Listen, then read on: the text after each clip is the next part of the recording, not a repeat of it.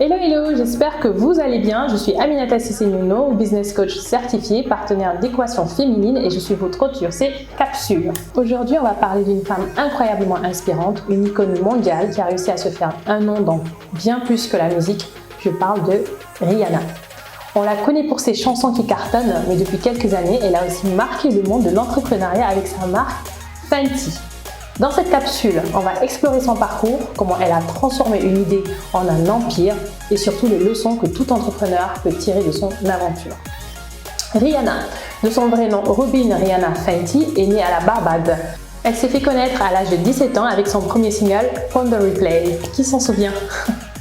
Au fil des années, elle est devenue une superstar mondiale, mais Rihanna ne s'est jamais contentée d'être juste une chanteuse. Elle a toujours voulu faire les choses à sa manière, avec un style unique et une authenticité qui la distingue.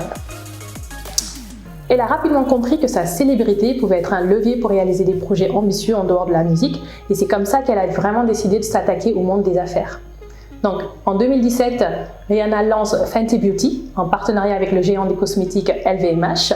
En fait, dès le départ, elle a vraiment voulu se différencier en créant une marque qui n'était pas seulement encore une marque de célébrité, vraiment comme elle aimait le dire, parce qu'elle avait remarqué une énorme lacune dans l'industrie des cosmétiques. C'était le manque de diversité. Et ça a été sa marque vraiment de fabrique dans sa communication. De nombreuses marques proposaient seulement une gamme limitée de nuances, ce qui rendait difficile pour les femmes de couleur, donc surtout quand tu es noire comme moi, de trouver des produits qui leur correspondent. Avec Fenty Beauty, Rihanna a lancé 40 nuances de fond de teint dès le début. Un choix audacieux, en plus révolutionnaire dans le secteur. Et ce geste a immédiatement attiré l'attention du public et des médias parce qu'elle mettait en avant l'inclusivité et l'accessibilité de toutes les couleurs de peau. Résultat, elle est devenue un phénomène dès sa sortie, avec plus de 100 millions de dollars de chiffre d'affaires générés en quelques semaines. Après le succès de Fenty Beauty, elle ne s'est pas arrêtée là, elle a compris qu'elle avait créé une marque forte avec des valeurs qui résonnent auprès des consommateurs et de sa clientèle, de sa cible, de ses fans. Elle a lancé Fenty Skin, une gamme de soins pour la peau. Et elle a aussi créé une marque de lingerie Savage X Fenty, Savage by Fenty, je ne sais pas comment on le dit. La particularité de chaque nouvelle ligne qu'elle lance, c'est qu'elle suit la même philosophie d'inclusivité et de diversité. Par exemple, avec Savage X Fenty, elle a non seulement proposé des tailles plus inclusives, mais aussi des campagnes qui mettent en avant la diversité des corps et des personnalités. Elle n'a pas seulement créé une marque de produits, elle a créé une communauté où chacun peut se sentir représenté. En plaçant l'inclusivité au cœur de sa marque, elle a réussi à s'implanter solidement dans des industries ultra compétitives. Et ça, c'est une leçon super importante que je viens de vous partager. Autre leçon qu'on peut tirer vraiment du parcours de Rihanna, c'est savoir repérer une lacune dans le marché.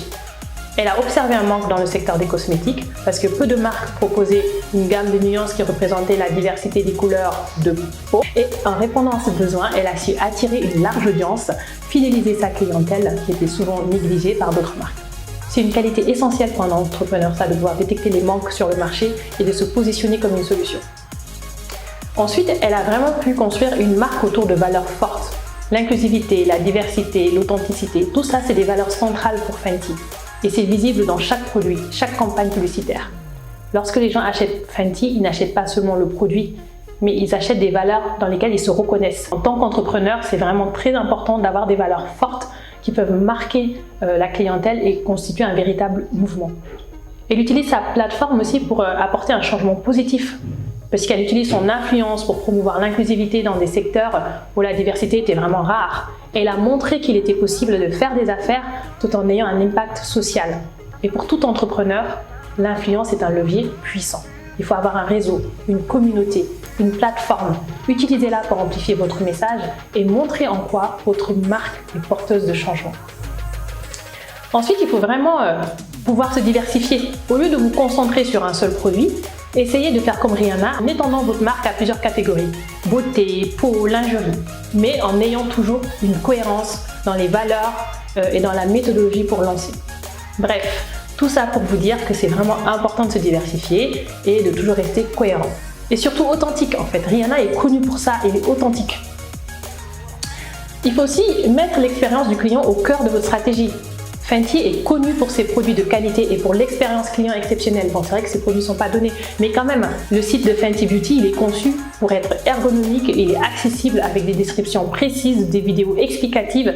Elle a des recommandations pour chaque type de peau et de couleur. C'est vraiment un plaisir de surfer sur le site de Fenty Beauty et ça a été aussi un élément clé dans le succès. Donc, savoir soigner l'expérience que vivent vos clients parce que finalement, c'est eux qui achètent votre produit ou votre service et ça peut faire toute la différence. Voilà, c'est la fin de cette capsule. Tout ça pour vous dire que quel que soit le niveau où vous en êtes dans votre parcours entrepreneurial, c'est toujours important de se poser les bonnes questions. Quels sont les besoins non comblés de votre marché? Quelles valeurs souhaitez-vous défendre? Et surtout, comment pouvez-vous offrir à vos clients une expérience unique et mémorable?